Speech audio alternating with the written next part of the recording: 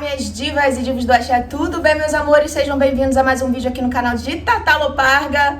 Se você é novo, seja bem-vindo, se inscreva no canal, comenta aqui se você tá chegando por esses dias, tá começando a acompanhar os vídeos agora recente, ou comenta se você já é das antigas e permanece aqui comigo, que eu gosto de saber também quem é das antigas e permaneceu aqui comigo.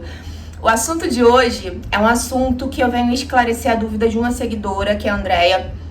Beijo pra você, Andréia. Ela me mandou um direct do Instagram. Se você não me segue no Instagram, aproveita e me segue, @tataloparga, que lá eu tô compartilhando a maioria das coisas importantes que estão acontecendo na minha vida, coisas sim, coisas não, mas é sempre bom a gente ter uma aproximação por lá. É a única rede social que eu tenho mais contato direto com vocês, tá bom? E ela me mandou assim: você pode explicar como isso acontece? É parecido como quando incorporamos e por instantes perdemos a consciência? Eu achei muito interessante a pergunta dela e eu vou colocar o vídeo para vocês entenderem do que se trata. Mas antes de colocar o vídeo, eu gostaria de reforçar que não é nenhum tipo de ataque, não é nenhum tipo de crítica ou ofensa à minha antiga religião, né, da qual eu vim. Então eu vou esclarecer do meu ponto de vista, assim como eu esclareci para ela, mais ou menos assim por alto, pedi autorização para trazer em vídeo, porque pode ser a dúvida de muitos que estão aqui me assistindo, tá bom? Então eu vou colocar o vídeo sem som, porque tem uma música de fundo e isso pode trazer algum tipo de problema, tá bom? É um vídeo que tá circulando aí nas redes sociais, tem muitas visualizações, enfim. Então vamos lá. Ó, como vocês podem perceber, tá escrito no título assim: jovem é batizada e logo após repousa no Espírito Santo. Então, ela foi batizada e logo depois, vocês podem perceber que o pastor, acredito que seja o pastor, está falando algumas coisas no ouvido dela. E aí ela perde a consciência, ela desmaia, né? Como se fosse um desmaio, digamos assim. E aí ela fica flutuando. Tem até um títulozinho ali, foi arrebatada no próprio batismo. Então fala de repouso no Espírito Santo, fala de arrebatamento. Ó, ela tá flutuando, boiando, né? Porque ela perdeu a consciência. E essa seguidora ficou bem intrigada com essa cena.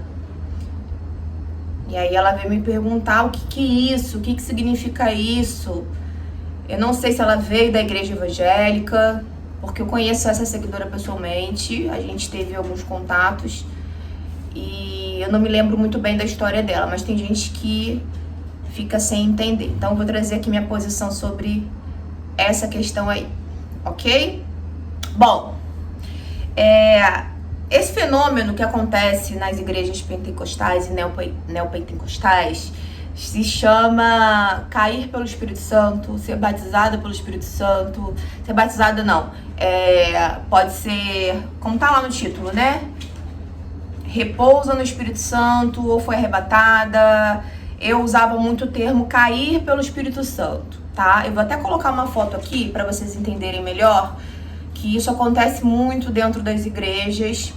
E para alguns que estão chegando agora no canal, eu fui da igreja, né, e participei intensamente de todo o processo, né, e também caía pelo Espírito Santo.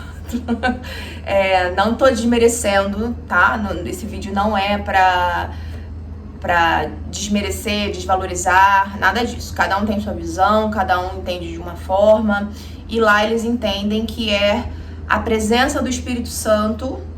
E aí você perde as forças, você cai, você fica nas nuvens, né? Você fica consciente, sim, porque isso já aconteceu comigo diversas vezes quando eu era da igreja. E também já fui batizada, tá, gente? Nas águas, por 2 ou 3 denominações que eu passei. Porque tinha que ser batizada. Mas no meu batismo não aconteceu isso, não, tá? Isso já aconteceu durante os cultos, como eu mostrei na foto aqui, durante as orações, acontece das pessoas caírem e ficarem realmente desacordadas.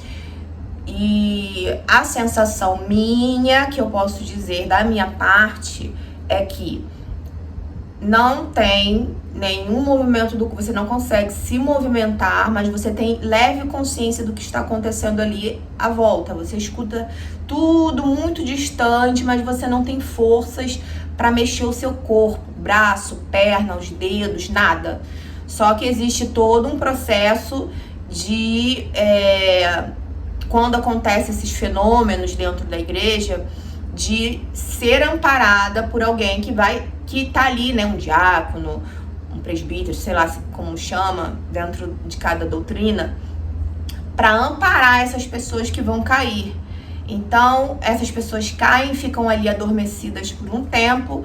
Todas as igrejas que eu vivenciei essa prática, tem até uma cobertinha de bota um paninho branco por cima, para você vivenciar aquele momento único e experiente, e aquela experiência com o Espírito Santo, que eles dizem Espírito Santo, tá certo?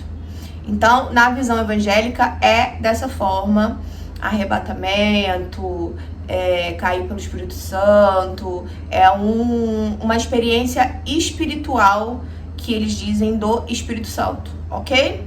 Agora eu vou explicar na versão hoje, como um bandista. Nós chamamos isso de bolar no santo, ok? É exatamente o mesmo processo. É quando a pessoa cai, ela não tem movimento nenhum do corpo. Quando toca pro orixá, isso acontece geralmente quando ela está dentro de uma casa de axé, pode ser como visitante, ou pode, sei lá, já estar frequentando por um tempo, e a pessoa bola no santo, ela realmente cai, né? E não consegue ter nenhum movimento.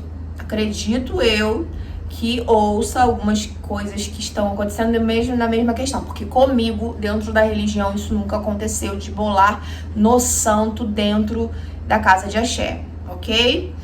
Mas eu já conversei com algumas pessoas que bolaram no santo, até recentemente, há pouco tempo, que é exatamente a mesma sensação. Você não consegue se movimentar, não consegue mexer braço, perna, nem os dedos, assim, você consegue fazer nada. E o que significa isso dentro da nossa religião? Isso é uma forma do orixá te chamar, né? O orixá, ele está te convidando. Sim, para fazer uma iniciação. Sim, porque ele quer uma feitura. Eu não sei se você é do candomblé ou de umbanda. Eu estou falando da minha visão, tá, gente? Se vocês quiserem explicar da sua melhor forma ou acrescentar alguma coisa além desse vídeo, fique à vontade. Toda opinião, toda discordância com respeito também é bem-vinda. Então vocês podem dialogar aí nos comentários sobre isso, ok? Isso acontece na casa de axé quando você bola no santo. Então o seu orixá, ele está pedindo realmente a obrigação, alguma coisa necessária para você. O orixá, ele não precisa da gente para nada. É a gente que precisa daquela energia. Então, eu vou fazer aqui uma observação pessoal minha, dentro da nossa religião, que o que acontece? Eu já ouvi diversas vezes que a pessoa que bola no santo, ela já é obrigada a entrar pro roncó, recolher, raspar a cabeça, já naquele momento, e não tem mais o que conversar. Bolou, já entrou. A minha visão, tá? Minha visão, tô falando eu, Tatá. Todos nós temos o nosso livre arbítrio de escolha na nossa vida. Por mais que você bole no santo, você não é obrigada a recolher naquele momento. O sacerdote, o babalorixá, a Yalorixá, não sei quem é que vai estar naquele momento, não sei, nem sei se na Umbanda de fato acontece esse tipo de situação, porque eu nunca presenciei, tá? Eu vejo pessoas que vão para o candomblé ou estão nessa transição acontecerem de bolar no santo. Então, a questão do livre-arbítrio. Então, você não pode recolher a pessoa desacordada sem ela escolher, né? Então, o orixá, quando ele dá sinais, isso é um sinal de que ele precisa da energia para trabalhar com você, é para você. O orixá, ele continua sendo orixá. Ele não vai mudar em nada. Não é ele que precisa da gente. É a gente que precisa dele.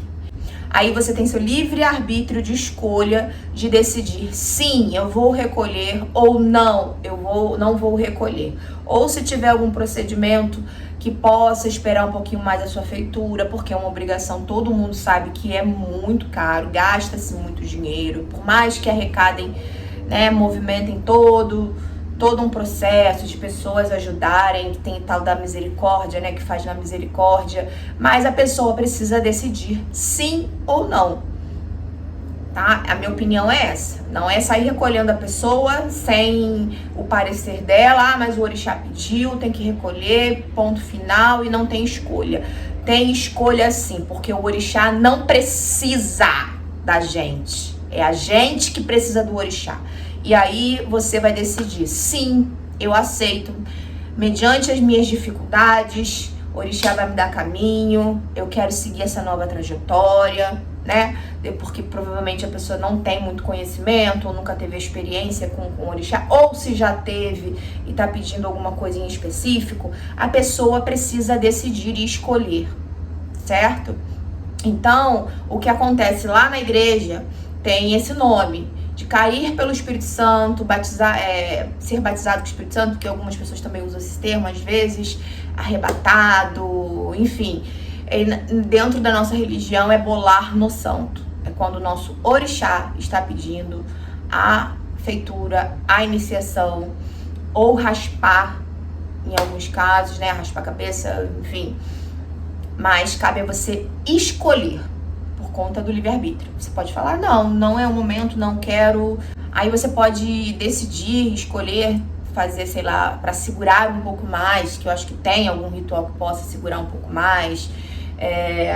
Nunca ouvi casos de pessoas bolarem na rua, à toa, assim, pum, pá, bolo no santo, mas parece que existe, né? Mas eu nunca conheci pessoas próximas de me contarem que aconteceu esse fato. Se já aconteceu com você, de bolar assim, sei lá, tô no shopping, bolou no santo, eu acho que isso daí é meio complicado, né? Ou pode ser que seja na sua casa, que às vezes tem energia, você tem suas firmezas, e pode ser que sim. Mas é só para esclarecer que na igreja evangélica é chamado de batismo no Espírito Santo, cair pelo Espírito Santo, arrebatado pelo Espírito Santo, e dentro da nossa religião é bolar no santo, tá? Mas eu reforço que dentro da minha concepção não existe uma obrigação de você ter que fazer contra a sua vontade. Você tem que sentir no seu coração que esse é o seu momento para receber a energia do orixá na sua vida. Porque o orixá não precisa de você para nada, é você que precisa da energia do orixá. E eu já falei em outros vídeos que ninguém explica o pós-feitura, que existe uma responsabilidade muito grande, um compromisso muito grande, coisas vão acontecendo e depois as pessoas ficam perdidas porque as pessoas não falam e não explicam que existe sim uma consequência do nascimento do orixá na sua vida, tá? E você tem que estar preparado espiritualmente, psicologicamente, com muita coisa que vem o pós-feitura, pós-iniciação, tá certo? Então comentem aqui, fiquem à vontade, se você já bolou no santo, se você já foi batizado pelo Espírito Santo na igreja, se você foi arrebatado na igreja, como foi sua experiência. Todo comentário é bem-vindo, desde que seja com respeito, tá certo? Muito obrigada, Andréia, mais uma vez um beijo. Eu espero ter esclarecido a sua dúvida e espero ter esclarecido a dúvida de outras pessoas, caso nunca nem tenha ouvido falar sobre essa situação. E para finalizar, agora sim, gente, a espiritualidade é uma só. Lá na frente, dos nossos netos, bisnetos, que eu não tenho filho, né? Então provavelmente não vou ter neto. Então lá nas próximas gerações nós vamos entender que a religião ela só é dividida pelos homens. A espiritualidade é uma só. Quando a gente chegar num patamar de evolução mais avançada, a gente vai entender que só quem divide a religião são os homens, porque a espiritualidade, se juntar tudo, é praticamente a mesma coisa. Todos estão no mesmo propósito. Axé os meus.